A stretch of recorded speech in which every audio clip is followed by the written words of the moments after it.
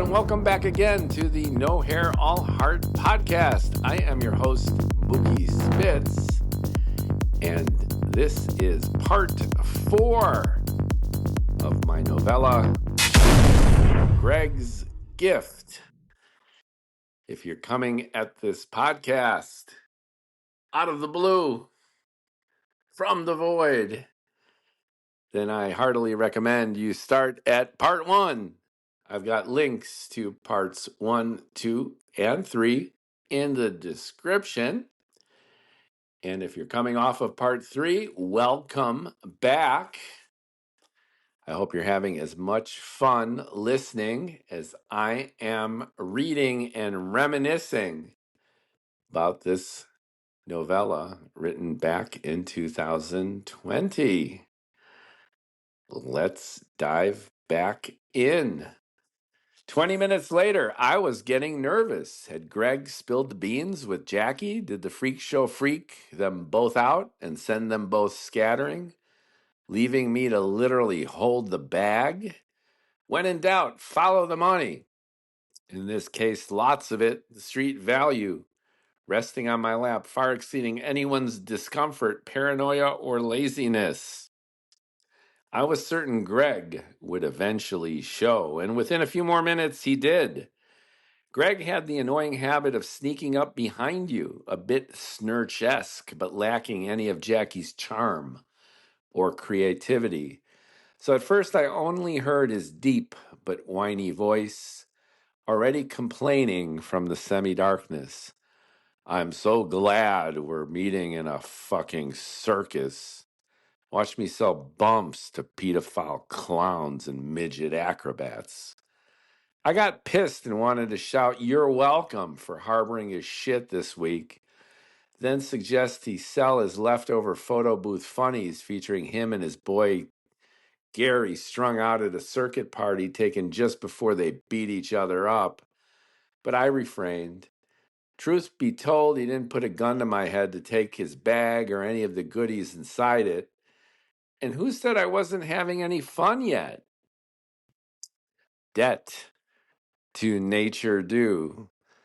Slowly, the silhouette of his bald, sweaty head became visible through the soft, incandescent lights. I realized he was always sweating and always picking at his permanent 5 o'clock shadow, literally tweaking ingrown hairs with the annoying impulsiveness and fidgety precision of a meth addict. For Greg, the bag was no MacGuffin. It held his livelihood and fed his insatiable need. Safe and sound, I gestured to his duffel, assuring him all, at least most, of his drugs were still there. His terror over getting busted by the cops had been swapped by jonesing for its contents, and I could tell he was exerting considerable self-control. I hope you helped yourself, he winked, and Jack-o'-lantern grinned a slight taunt. Did you fuck that tranny, or did she fuck you? That question again, one coming from Greg in 1997, different than coming from you, dear reader, in 2020, let alone 2025. Back when white bodybuilders stood at the pinnacle of the food chain and black transgender people lay at the bottom, manly white men like me who had sex with trannies were trash. Greg's jab hinted eagerness to take back his glowing stash, and with it, all of his power. That bullshit hierarchy of race and gender assuredly didn't boost my street creds as a pansexual freako who screwed POC queens, but I didn't care. I was amazed such shade came from a gay drug dealer whom most of society seemed sick and unnatural too. Besides, what the hell was normal and natural anyway? Ubiquitous prejudice fueled the hypocrisy consuming us all.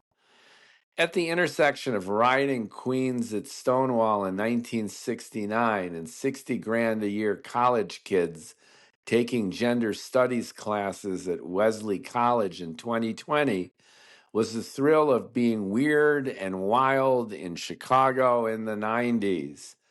Closeted liberators, repressed whores, idiots, savants, and tainted saints, we defiantly embraced our collective schizophrenia with infinite gusto and zero self awareness. Without a how to guide for defining post nuclear family norms or surviving fallout from toxic masculinity, sex and gender had yet to be politicized by the left or ridiculed by the right. LGBTQ rights are indeed human rights, but do we need 71 or 86 gender designations for that matter on a Facebook profile? Or a doctorate in feminist psychoanalytical theory to correctly interpret Robinson Crusoe? For fuck's sake, can we all lighten up a bit? At least regain the courage to fight for our convictions, work hard for what we want, and boldly live the life of our own dreams. All that takes is creativity and cojones, pardon the patriarchal phallocentrism. Must the editor of the New Yorker deplatform Steve Bannon to help make us all feel better and safer? Like the Joker said, why so serious? Why so sensitive is more like it. Peering back while shambling forward, it seems to me we get so easily triggered these days because everything comes to us so damn easily. Find information, Google it, hail a taxi, Uber it, go shopping, Amazon it, enjoy something, Netflix it, fuck somebody, Bumble or Grinder it. How has ADHD so quickly become an evolutionary advantage?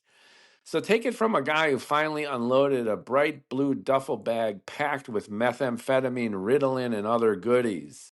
The road to our salvation is indeed navigable, like Disney suggests, if we simply let it go.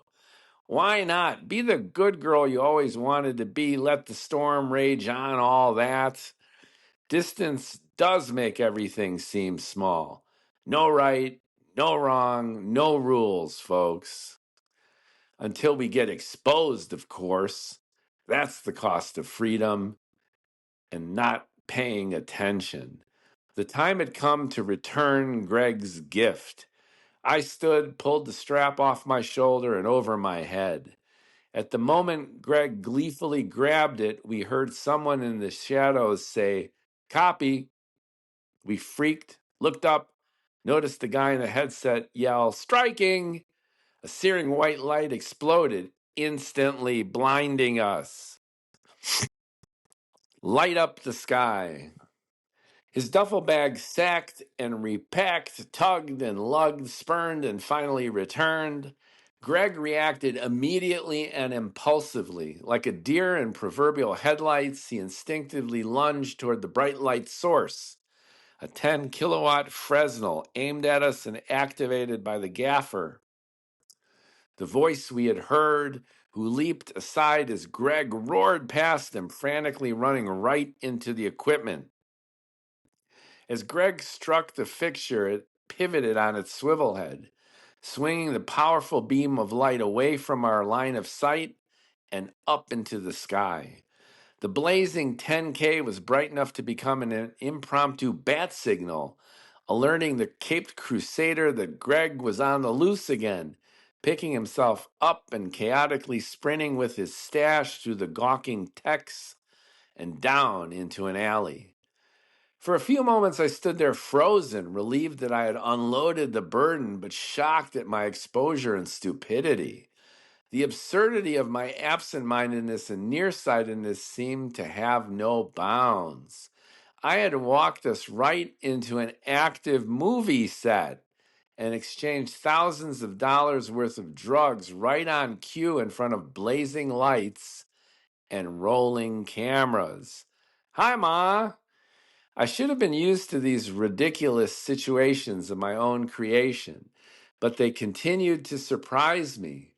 Passive aggressiveness was one of my key product features, the tendency to avoid stressful stimuli until they built to a critical mass of stress and ultimately drove to an explosion or impulsive, stupid decisions like this one that defied reason and basic common sense. That quirky attribute makes me cool as a cucumber until I get triggered and go completely bananas. The dichotomy also makes me one of the most shockingly open yet inexplicably hidden people. I tend to overshare yet undercommunicate. I'm engaged yet disconnected, a born leader who needs to follow, a loner who loves company, a loud, shy guy, and social misanthrope. Jackie could relate, but snurching from the other side of the mirror, she successfully turned these contradictory eccentricities into a thriving and alluring persona. Greg having fled, I wondered what Jackie would have done had she been bequeathed that big blue duffel. The bag, all of its contents, and Jackie herself would no doubt have vanished for weeks. Snurch out. That realization reinforced the wisdom of Greg actually choosing me as victim recipient and explained my acceptance of his stash. All of us were in character. As far as Greg was concerned, the whole ordeal was mission accomplished since he didn't get arrested, got his bag back, and no one was any wiser except me, my new tranny girlfriend, and perhaps the film crew of Blues Brothers 2000. The drop off eventually proved eminently satisfying for me, too, though. Another instance of the world encroaching on my personal space, making unwelcome demands, forcing me to act, then going away and leaving me alone. Of all the infinite universes, I was stuck in one where, despite all my crazy shenanigans, I kept falling downstairs, yet continually wound up back on my feet. As the momentary solace calmed me, I idly gazed back up at the 10K Fresnel beam, still lighting up the sky with a shaft that swung to and fro as the electrician grappled with the pivoting swivel head. In wide arcs that in seconds crossed miles of dark sky and glowing clouds, the light created a mesmerizing show that reminded me of a story my father once told me. Years had passed since the Snoopy incident, and I was a dorky teen with bottle-bottom glasses and greasy hair, obsessed with reading about science, math, history, and politics. I escaped into books the same way my father retreated into his daily newspaper and evening television shows.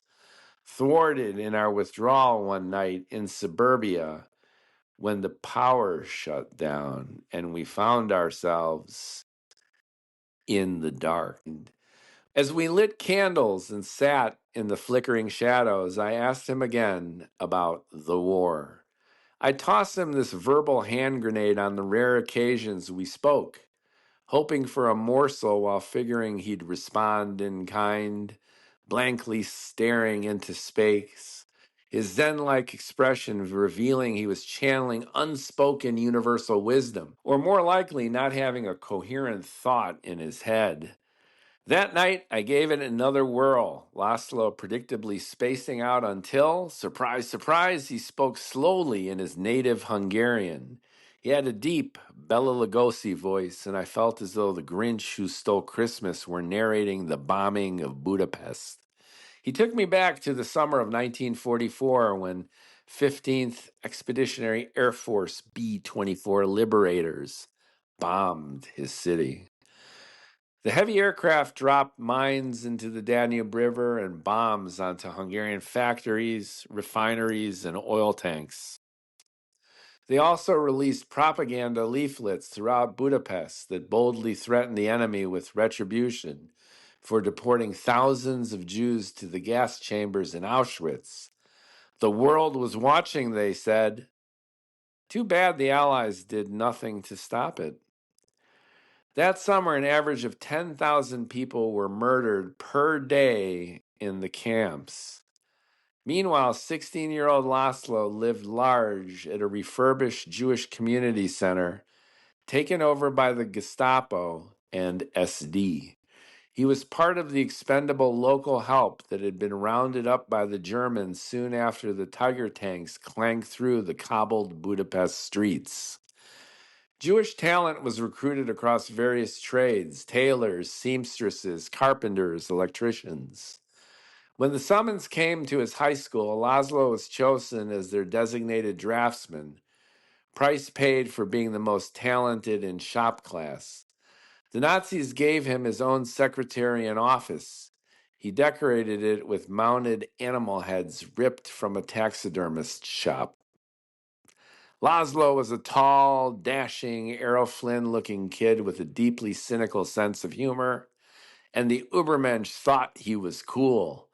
Laszlo thought the tall, dashing, blonde-haired and blue-eyed Aryans were cool too, creating an odd Ashkenazi-Nazi dynamic.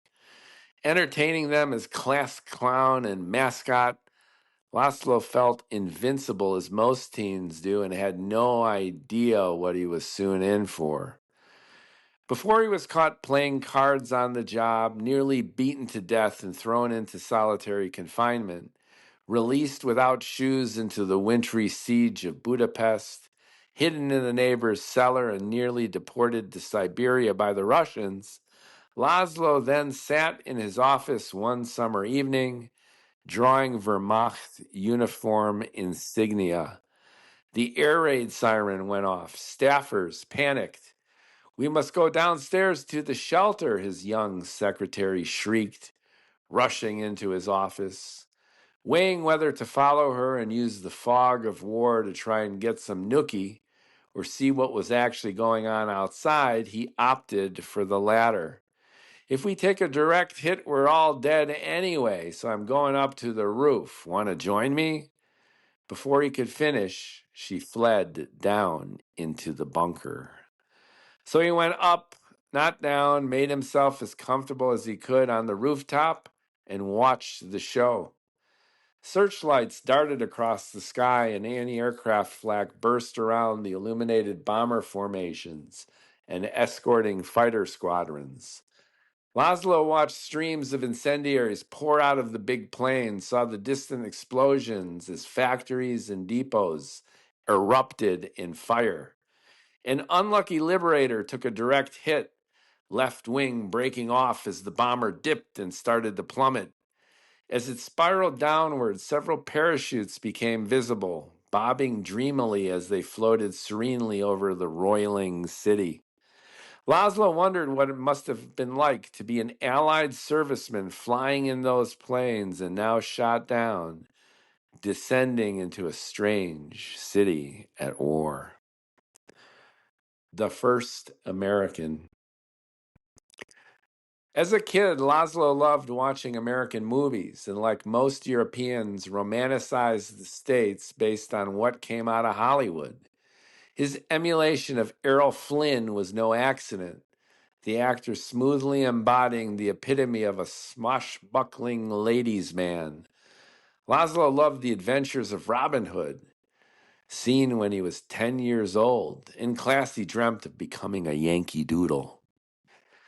Laszlo watched the swiveling beams of light reflect off the flak bursts and vapor trails as the surviving heavy bombers released their loads and flew into safety, the anti-aircraft fire dying down and searchlights thinning.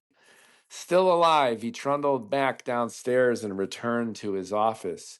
"You are crazy," his secretary said breathlessly, still covered in nervous sweat from the experience. Everything, sure enough, went back to normal until about an hour or so later when Laszlo heard commotion and loud, guttural German voices coming from outside his office.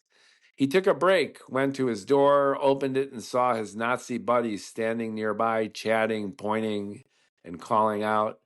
One of the parachuting bombardiers had been caught, now put on display for his merciless captors. 3 decades later, in flickering candlelight, Laszlo shared his wonder at making direct eye contact with his first American, a young man only a few years older, not even 20, red-haired and freckled, wearing a U.S. Airman's uniform and boots. Beaten, his face was covered in gashes and welts. Too weak to walk, he was dragged down the hallway, his crimson blood trailing behind. Laszlo knew nothing about the Geneva Conventions, and neither did the Gestapo, who tortured Laszlo's first American to death a few doors down the hall. As I watched him speak, I imagined young Laszlo at his desk beneath the mounted animal heads, trying to concentrate as the American flyer crowd out. His screams of agony were followed in minutes, hours, by eternal silence. Only a few months earlier, Laszlo was minding his own business, hanging out with his friends, complaining about his parents, ignoring his younger brother, trying to get laid, and wondering about his future, when the biggest and most brutal war in human history literally came knocking at his door. Of the 100 or so students in his high school class, only 16 survived the war. He happened to be one of them. The price usually paid for survival is guilt. Why me? Another, often overlooked cost is the jealousy, defeatism, and victimization those guilt-ridden survivors hurl at their family. A few decades after that fateful evening, Laszlo stared into the face of another American, his firstborn son. I likely filled him with equal curiosity, wonder, and terror. Survivors gravitate toward one moral and political extreme or another. After witnessing unimaginable atrocities, the Viktor Frankl types preach humanism, while the John von Neumann urge we nuke the commies immediately. My father fell squarely into the latter camp, declaring in a fit of rage and pride that if he wouldn't be a Jew, he'd be the world's biggest Nazi. Talk about projection. Laszlo Spitz was Jewish Dirty Harry. He hated all blacks, Latinos, Asians, gays, especially homosexuals. Sporting a big bushy mustache and thick caterpillar eyebrows, plaid shirts and work shoes, he was taciturn yet manly, silent or screaming. Burt Reynolds, butch to the core. Of course I disappointed him from the start. I read books and had opinions. For years, I idolized him, boasted to the African American kids at Skiles Junior High School that my cool dad ate sauerkraut and hot paprika peppers, drove his nifty 1970 Camaro Z28 at 100 miles per hour, and had Nazis as best friends while growing up. But when I entered adolescence, my awestruck adoration flipped into abject hatred. My hero turned to zero, and I was lost. Through the looking glass. I don't remember precisely when I became disappointed in Disappointed Dad, the shift likely happening gradually anyway. But when it did, I jettisoned with him all my natural defenses against criticism and judgment. The result made personal excellence impossible. My ridiculously high standards were self-created and lacking any internal benchmark. I became my own worst critic. Unable and then unwilling to please him, I refused to satisfy anyone else either. Negativity became an effective shield, nothing ever good enough, especially if I did it. We all have our strengths, the brightest lights leaving the longest shadows, as Jung observed. That makes imperfection inevitable and even desirable. But I left no room for that and uncomfortably hid behind it. As a result, I mirrored my father's worst qualities, that painful irony making me even angrier and crowding my teen years with paradox. I became a young intellectual who hated school, a born storyteller who shunned the limelight, and a sentimental romantic terrified of getting laid. The source? My father's penetrating stare and savage rebuke, pointing to the Snoopy doll I'd broken. You'll find dynamics like these in survivor families, especially between refugee fathers and their spoiled sons. I've met several first generation Holocaust kids with stories eerily similar to mine. Their dads struggling through hell to get their children into heaven, and once there, reminding them in every way they could, thoughtfully or hatefully, of exactly what that generation endured. The result is often a twin like dichotomy where the grown son either accepts or rejects, converges or diverges with the father's personality and profession. I knew one kid who emulated his corporate exec dad directly into the nepotistic boardroom. Another tried to outdo his father at his same game, but crashed and burned, while I, as you've likely noticed by now, went full anti-Laszlo. That frenzy reached its height shortly after my 25th birthday when my mother committed suicide by overdosing on her psychoactive meds. Despite receiving the professional help she kept asking for, her demise was a decades-long slow burn of chronic depression and agoraphobia. Think Leo's mom from What's Eating Gilbert Grape, sans chain smoking and grotesque obesity. Mother was crazy and father was an asshole. That I could handle, even if all my fault. But mother killing herself was a devastating burden too heavy to bear. A week before her suicide, I called Dad at work, insisting we do an intervention. He snapped back that I was disturbing him, that Marianne was always this way, I should get over it, and God damn it, stop bothering him. A week later, she was dead. That was the proverbial last straw, the long overdue excuse I needed to resolutely walk away from that gift shop and wander throughout the hospital forever. With that 1-2 punch of death and estrangement, I lost both parents. And what I thought was the soul destroying combo of judgment and anxiety that had crushed my youth. We all have choices. Become a card sharp, marathon runner, day trader, jet pilot, or homeless vagabond. How we end up doing what we do and the way we do it has always been mysterious to me. Talent is a mixture of aptitude, attitude, and appetite. But which forces do we control and which control us?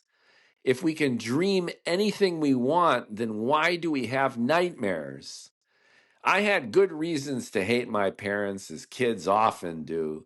Some feelings were justified, others banal expressions of my own failings. But eventually I came to the unavoidable realization that none of this mattered. Nobody ever said life is fair or we're born surrounded by cool people. Instead, the definition of adulthood is the stubborn embrace of personal responsibility and hard work. I'm sorry, Dave. I'm afraid I can't do that. With Greg hauling a big bag full of drugs and lovers' mementos down a Chicago alley, and me gazing up into the sky and flashing back to the bombing of Budapest, I still had a way to go for that adulthood thing. But as Greg again donned the mantle of unfriendly neighborhood drug dealer, and the electrician swiveled the light back to the giraffe statue, progress was nonetheless being made.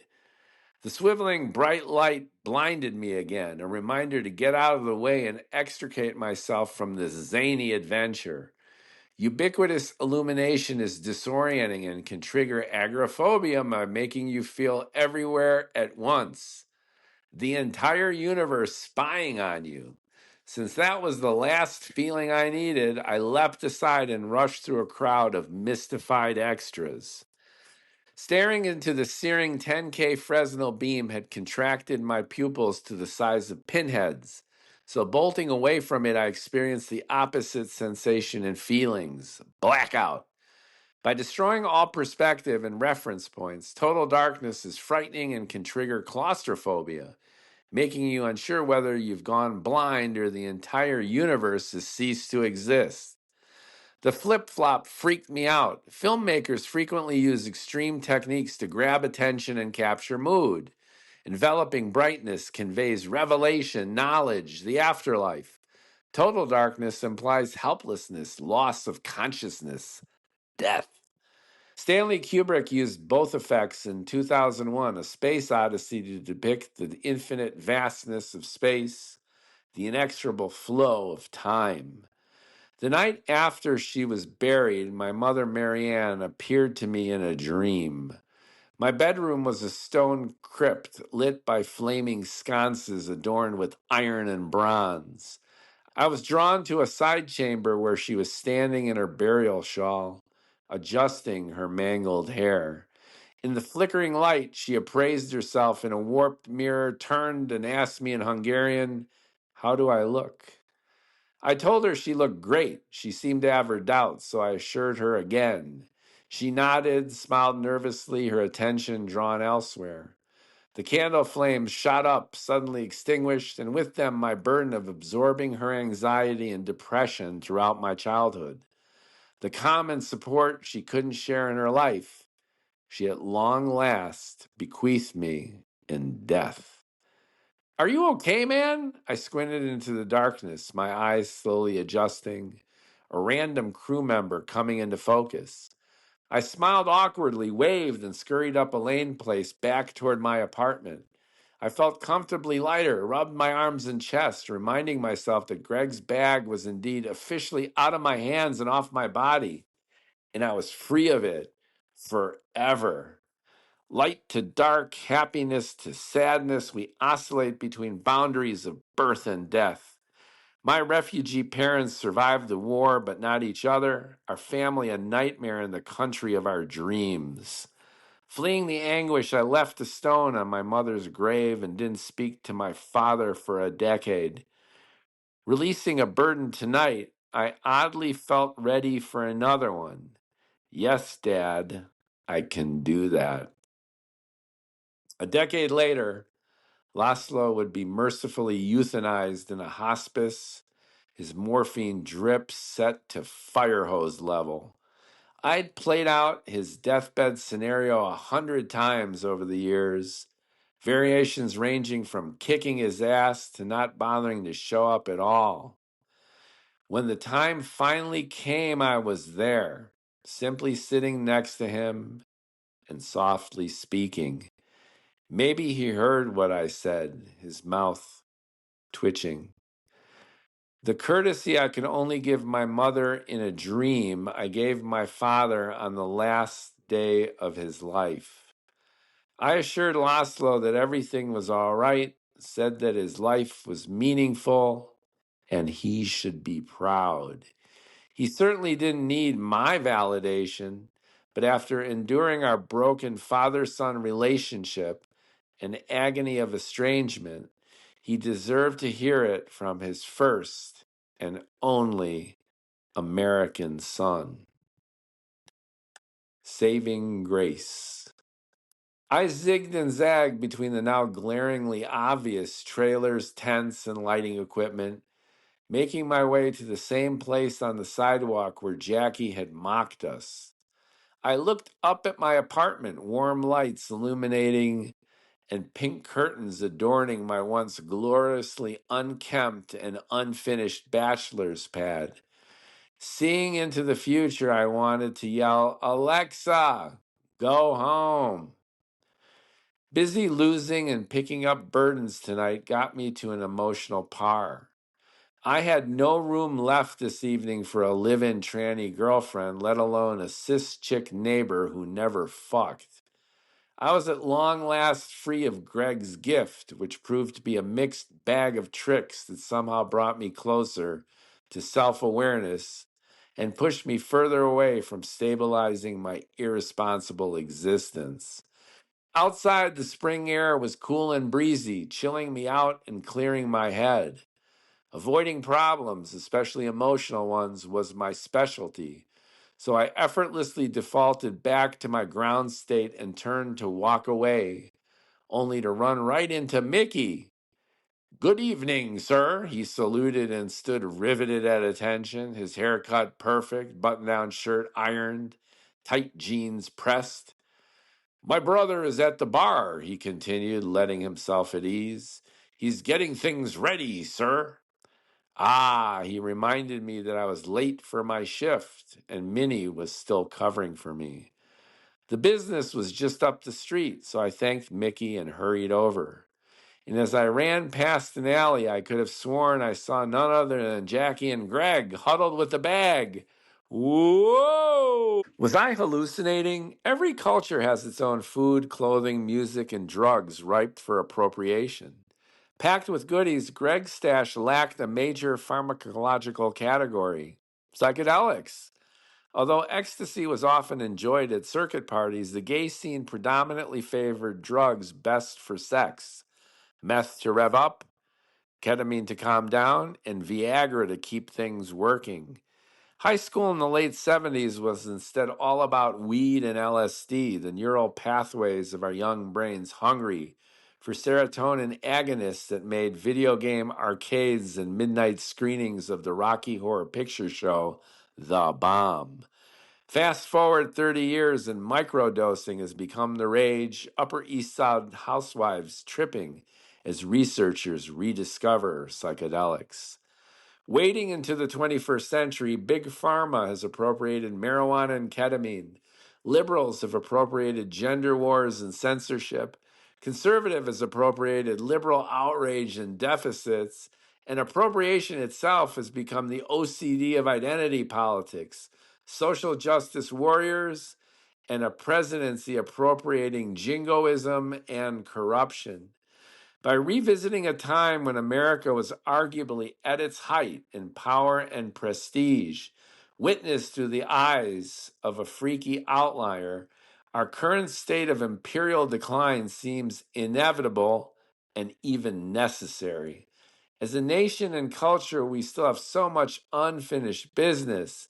And as a freaky outlier, it took me 2 more decades in getting zonked on MDMA to start figuring it all out. Our ongoing challenge as an ideologically pluralistic but stubbornly polarized society isn't so much our obsession with individual identity and cultural appropriation, but our collective incapacity to show appreciation. Simple courtesy, giving thanks and expressing gratitude. Just shutting the fuck up for a second and acknowledging what others have done for you. Nothing comes for free, especially things worth fighting for. Of all possible universes, in this one, few, if anyone, says thank you anymore. Such inability or unwillingness to give credit where credit is due not only shatters essential communication, but annihilates perspective and the lessons of history. Now we're all stuck holding the bag for a delivery never wanted or appreciated. Techno Remix. It took my mother's suicide to release me from the shackles of her mental illness, and my father succumbing to Parkinson's to liberate me from the relentless disappointment that paralyzed my connection to the world. But thanks to Greg's stash and its many gifts, I was starting to figure it out. Not forgive or forget, but somehow appropriate and appreciate the beauty of it all. Even though I defrosted my father's estrangement, I never thanked him for his service. I never acknowledged either of my parents' struggles, actually, or deeply considered and appreciated their Herculean ordeals that were on an historical, almost cosmological scale. Too busy obsessing over present and future, I failed to appreciate my past, and like the rest of us, paid the price. Families spawn tribalism and perpetuate the worst in us all, but they leave an indelible mark as we dodge their ghosts into adulthood. Peering back through 10, 100 generations, What would my ancestors think of what I was and could become? The first and only American, my misadventures embraced the extremes of culture and behavior. 2 world wars and genocide couldn't stop. The vagaries of memory and the solipsism of the moment make life its own roman à clef. The names changed to protect the guilty, fact appropriating fiction to create the most compelling story. Liza moved out faster than I could kick Alexa out, and Jackie vanished one night only to be found again a week later in a relationship that would last for nearly 2 decades. Who the hell knew? My own life would unfold in various unexpected ways, thrills and spills galore. But that evening, I was already late for my first shift of a nonstop meth-fueled 120-hour weekend of insanity ahead. The neighborhood was springing to life as I raced across Halsted Street, dodging traffic and gazing up at the old-school plastic letter marquee, freshly updated to my myopic specification, where even blind dogs find bones.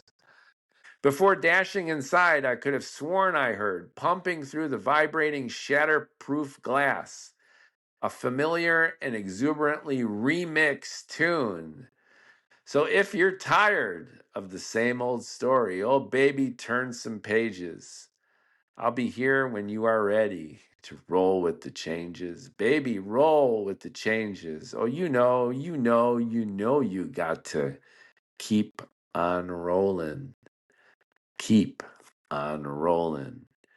And who was that snurching from across the street? Jackie, of course, sneaking and searching, then scurrying off with the goods, just like Mr. Pink from the last scene of Reservoir Dogs, who, after all the smoke cleared and everyone paid the ultimate price, absconded with the glittering MacGuffin. In this universe, a bright blue duffel bag with black Velcro straps. Baby, roll with the changes. Oh, you've got to keep on rolling.